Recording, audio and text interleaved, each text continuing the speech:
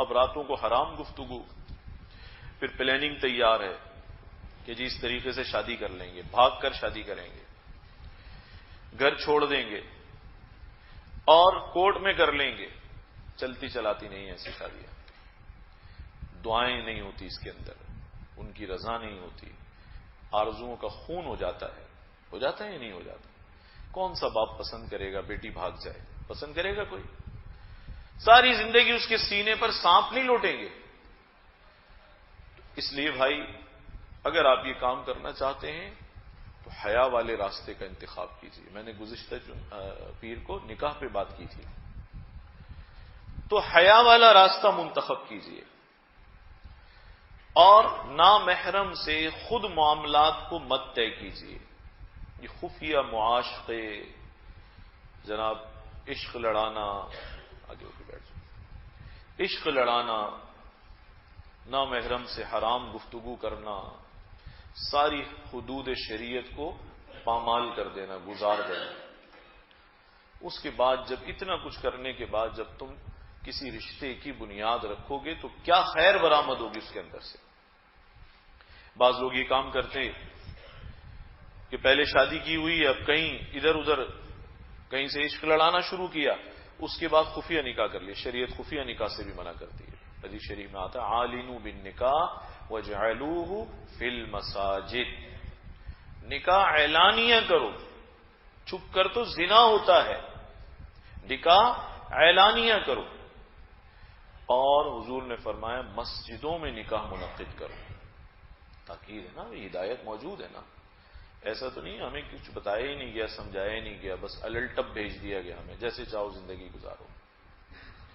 تو بڑوں کے ہاتھ سے کریں، اعلان کریں اور اس خفیہ راستے کو نہ استعمال کریں. ظاہر ہے جب نوجوان اس معاملے کو خود اپنے ہاتھوں میں لیں گے، کتنی تحقیق کریں گے رشتے کی؟ کر لیں گے تحقیق. انہیں کیا پتا، زیادہ سے زیادہ وہ چہرہ دیکھے گا، قد کاٹ دیکھے گا، حسن و جمال دیکھے گا، نہ سیرت کا پتہ، نہ کردار کا پتہ، نہ گھرانے کا پتہ. حتیٰ کہ یہ صورتحال اتنی اذیت ناک ہے. بعض لوگوں کو یہ بھی پتہ نہیں ہوتا کہ بھئی میں سنی گھرانے سے ہوں، لڑکی شیعہ گھرانے سے، اہل تشیع سے.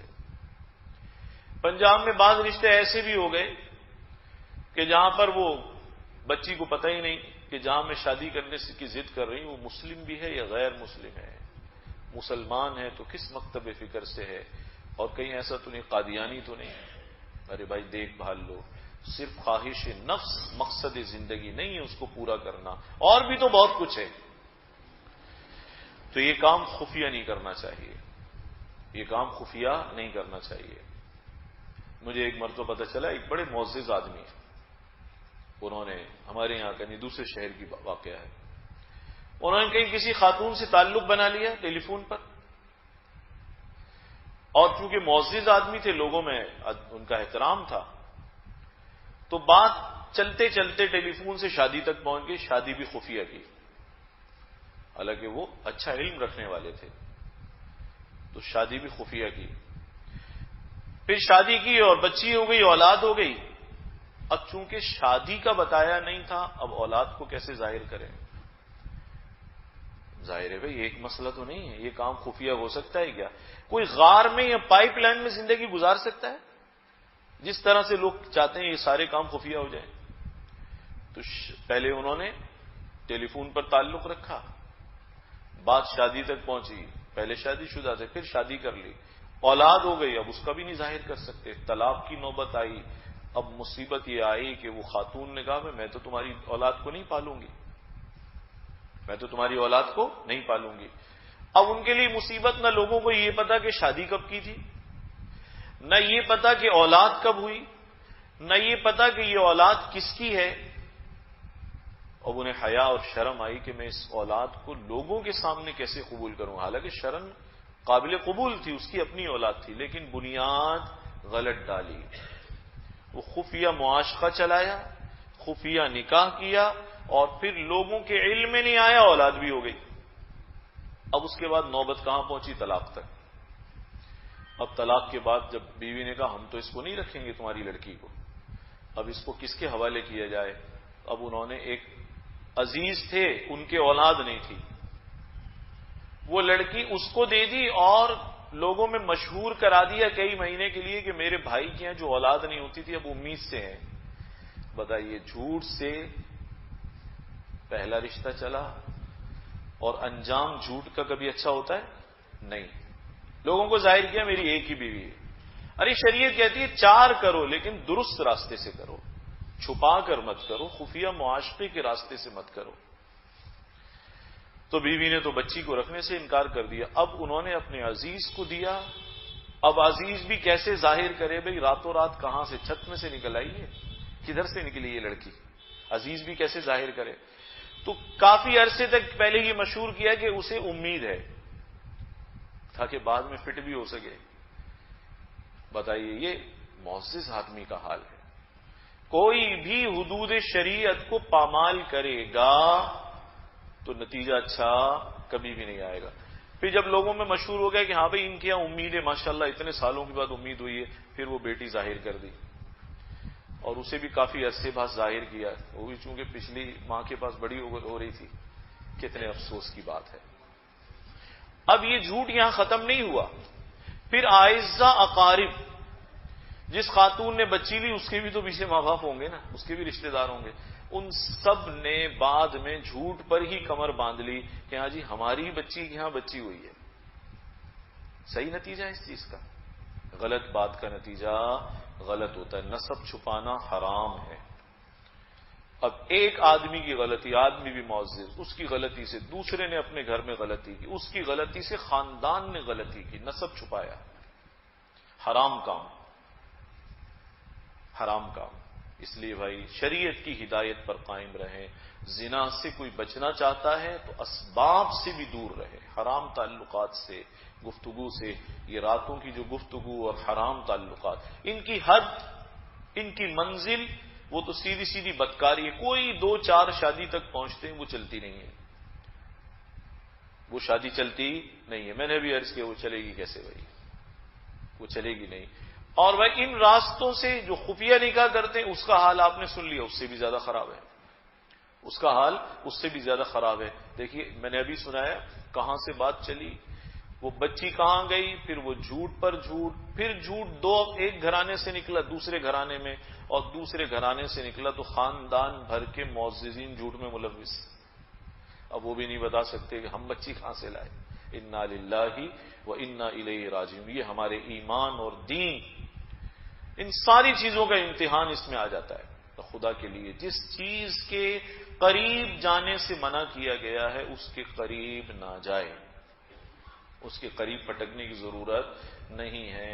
زنا کے قریب جانے سے مفسرین نے لکھا اس لیے روکا ہے، کوئی اگر دریا کے قریب جانا چاہتا ہو ایک دم دریا میں نہیں ڈوبتا، بلکہ اس سے پہلے دلدل والی زمین آتی ہے، چکنی زمین آتی ہے، پھسلنے والی زمین آتی ہے، تو سمجھدار ہوگا بچے کو یا کسی چھوٹے کو یا عزیز کو سمجھائے گا، دیکھنا بھائی دریا سے دور رہنا ذرا، کبھی یوں نہیں کہے گا دریا کے پانی سے دور رہنا، دریا کے ڈوبے گا تو پانی میں، یوں نہیں کہتا دریا کے پانی سے دور رہنا باقی دریا کے قریب گھوم لینا، وہ ہمیشہ کہے گا دیکھو دریا کے پاس نہیں جانا، دریا کے قریب نہیں جانا، اسے پتا ہے دلدل بھی اسے غرق کرنے کے لیے کافی ہے۔ جب قریب جانے کی بے احتیاطی کرے گا تو پھر غرق بھی بہت جلدی ہو جائے گا۔ شریعت نے جن چیزوں سے روکا ہے چاہے وہ براہ راست زنا نہیں ہے، عافیت اسی میں ہے کہ ان سے رک جائے۔ خفیہ گفتگو رکھنا، حرام گفتگو کرنا، رات بھر گفتگو کرنا، اس میں جھوٹ بولنا، یاد رکھیے اس راستے سے کبھی کسی نے خیر حاصل نہیں کی، خیر تو حاصل ہو ہی نہیں سکتی۔ جھوٹ میں اور فحش میں اور بدکاری میں اور حرام میں اور لوگوں کو دھوکہ دینے میں کبھی بھی خیر نہیں ہو سکتی۔ کبھی شوہر بھی بن جائے گا نا، حلال طریقے سے نکاح بھی کر لے گا، خیر پھر بھی نہیں ہوگی، اس لیے کہ وہ بھی جانتی ہوگی میرا شوہر بھی جھوٹ میں ایوارڈ یافتہ ہے، سند یافتہ آدمی ہے، ایوارڈڈ، اس کو بھی بڑے ایوارڈ ملے ہوئے، بیوی بھی تو جانتی ہوگی نا، بیوی سے زیادہ کون جانتا ہے۔ اس لیے راستہ صحیح راستہ نہیں ہے۔